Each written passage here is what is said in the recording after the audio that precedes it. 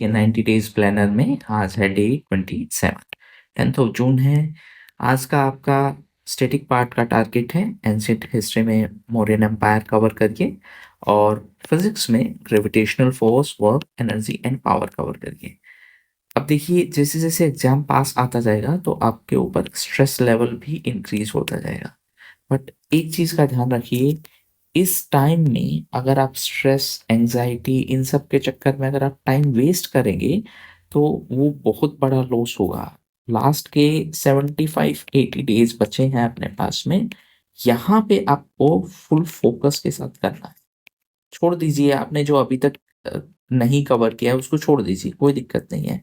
बस अभी उस चीज को सॉलिड तरीके से कवर करिए जो आप पहले पढ़ चुके हो, और हर दिन प्रीवियस ईयर क्वेश्चन अटेम्प्ट करिए। अब आपका टारगेट सिर्फ ये 3 चीजें हमेशा फोकस में होनी चाहिए आपके टारगेट में। आपसे एक तो आपको करंट अफेयर्स कवर करना है, उसके लिए ऑलरेडी हाईलाइटेड पीडीएफ है।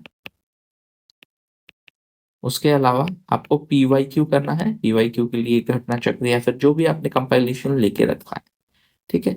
उसके अलावा स्टैटिक पार्ट है, स्टैटिक पार्ट को आपको रिवाइज करना है। तो इसको आप ऐसे लेके चल सकते हो, जैसे पहले आपने स्टैटिक पढ़ा, थोड़ी देर पढ़ने के बाद में लेट्स से या बोर हो गए हो या फिर आपका माइंड है उस स्पीड से नहीं चल रहा, तब आप प्रीवियस ईयर क्वेश्चन पे स्विच हो जाएंगे। फिर यहाँ से थोड़ी देर चलने के बाद में फिर बोर हो रहे हो तो यहाँ पे स्विच हो जाएंगे, और फिर वापस से ए बी सी, मतलब ये सीक्वेंस आप अपने अकॉर्डिंगली एडजस्ट कर सकते हैं। पॉइंट इज आपको हर दिन ये तीनों चीजें करनी पड़ेंगी, ठीक है। हाँ, करंट अफेयर्स की मैं बात करूं तो करंट अफेयर्स में आज अपना इकोनॉमिक्स का जो अप्रैल तक का करंट अफेयर्स है, जनवरी से अप्रैल का करंट अफेयर्स है, वो पूरा हो जाएगा। इसमें मैं थोड़ा सा ब्रीफली एक्सप्लेन कर देता हूँ। आईएमएफ ने एक रिपोर्ट रिलीज की है, ग्लोबल फाइनेंशियल स्टेबिलिटी रिपोर्ट। अब इसमें से क्वेश्चन देखो कैसे बनता है। Which of the following institution has released global financial stability report. तो आपको पता होना चाहिए आईएमएफ ने की है। यहाँ पे ऑप्शन आपको कंफ्यूज करने के लिए वर्ल्ड बैंक और बाकी सब इंस्टीट्यूशन का नाम दे सकता है, एशियन डेवलपमेंट बैंक एटसेट्रा, है ना। नेक्स्ट है WTO global trade outlook statistics. अब इसमें 2-3 इंपॉर्टेंट चीज है। पहला, तो इसमें गुड्स का जो ट्रेड है, जिसको मर्चेंडाइज ट्रेड हम बोलते हैं, गुड्स के ट्रेड में डाउनवर्ड ट्रेंड है, सर्विसेज के ट्रेड में अपवर्ड ट्रेंड है। दैट मीन्स इसमें ग्रोथ होने का पॉसिबिलिटी है, इसमें श्रिंक होने का पॉसिबिलिटी है। पहली बार इस रिपोर्ट ने सर्विस ट्रेड के बारे में बात की है, तो ये आपको ध्यान रखना है, ठीक है। Next technology and innovation report, ये अंकटाड ने रिलीज की है। यहाँ पे बताया गया है कि एआई की वजह से 40% जो जॉब्स है उस पर इम्पैक्ट होगा। कुछ पे पॉजिटिव इम्पैक्ट होगा, पॉजिटिव कैसे, उनका प्रोडक्टिविटी इंक्रीज होगा। कुछ पे नेगेटिव इम्पैक्ट होगा, नेगेटिव कैसे, उनका जॉब लॉस होगा। तो ये एक पूरा है। इसमें एक और बताया गया है कि एआई के सेक्टर में जो 70% इन्वेस्टमेंट है, एक्चुअली मेजोरिटी ऑफ इन्वेस्टमेंट सिर्फ 2 ही कंट्रीज से है, एक यूएस है और एक चाइना है। तो इसीलिए ये लोग डोमिनेंट प्लेयर है एआई के फील्ड में। नेक्स्ट है international standard of accounting and reporting.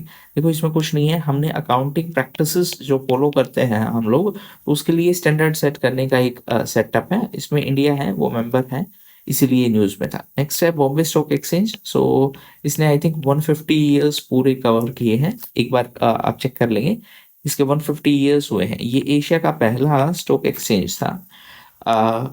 ये लिस्टेड हुआ था 2017 में। लिस्टेड होने का मतलब क्या है कि अब स्टॉक मार्केट में आप इसका भी स्टॉक या शेयर खरीद सकते हैं।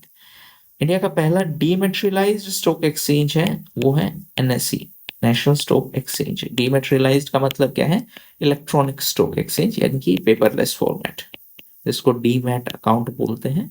डीमैट का मतलब है पेपरलेस।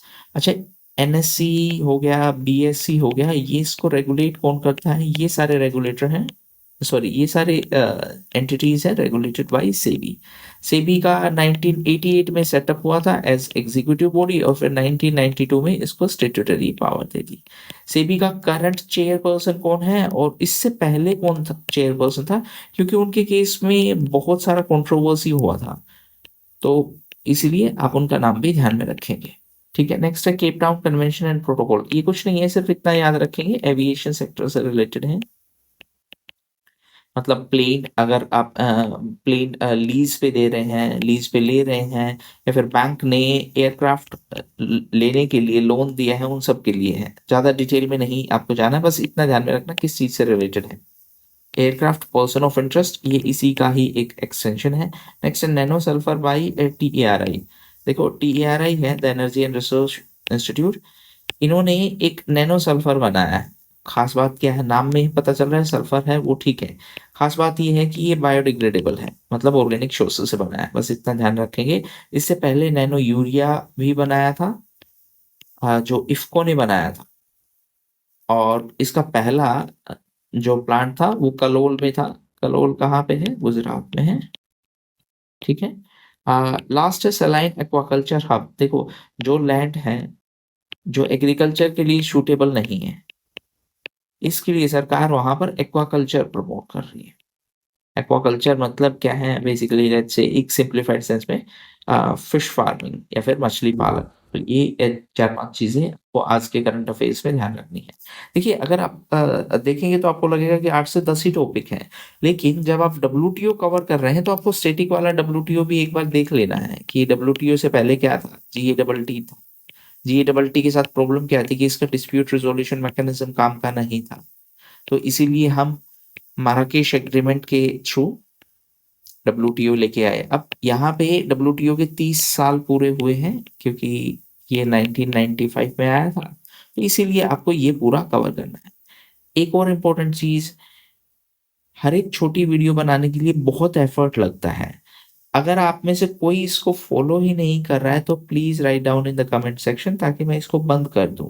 है ना, हार्डली उस पे 1 या 2 कमेंट आते हैं। आई नो आपका शेड्यूल बिजी है, बट अगर आप में से कोई उसको फॉलो कर ही नहीं रहा है तो फिर मैं बना क्यों रहा हूँ? ठीक है। तो ये आपको करंट अफेयर्स कवर करने हैं। इसका हाईलाइटेड PDF मैं ऑलरेडी अपलोड कर चुका हूँ। कैसे मिलेगा आपको?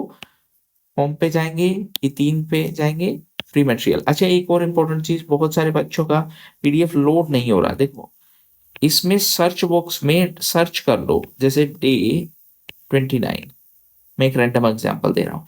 तो जो सबसे ऊपर PDF आएगा उसके ऊपर एक बार टैप करने से वो लोड होने लगेगा। अब हाईलाइट की वजह से थोड़ा सा बल्की साइज हो गया है, तो इसीलिए हो सकता है टाइम ले। ठीक है, जो लोग iOS यूज कर रहे हैं उनको क्लास प्लस का ऐप इंस्टॉल करना है और ये ऑर्गेनाइजेशन कोड यूज करना है। ठीक है। जिन लोगों को अपना पूरा इकोनॉमिक्स और पूरा साइंस कवर करना है, प्रीलिम्स का हो या फिर प्रीलिम्स प्लस मेंस का हो, इसका एक लाइव बैच चल रहा है, आप डेमो लेक्चर देख सकते हैं। एक बड़ा ही नॉमिनल फीस में आपका पूरा प्री प्लस मेंस का कवर हो रहा है। प्री प्लस मेंस का मतलब क्या है कि उसमें स्टैटिक पार्ट भी कवर होगा, करंट भी कवर होगा, PYQ भी कवर होंगे और रिविजन भी कवर होगा। तो अगर आपको सही लगे तो आप देख सकते हैं, नहीं सही लगे खुद से भी प्रिपेयर कर रहे हैं तो भी कोई इश्यू नहीं है। हाँ, किसी भी टाइप का प्रिपरेशन में अगर आपको कोई भी प्रॉब्लम आए, कमेंट सेक्शन में लिखिए, मैं उसको आंसर करने की कोशिश करूंगा। पढ़ते रहिए। All the best.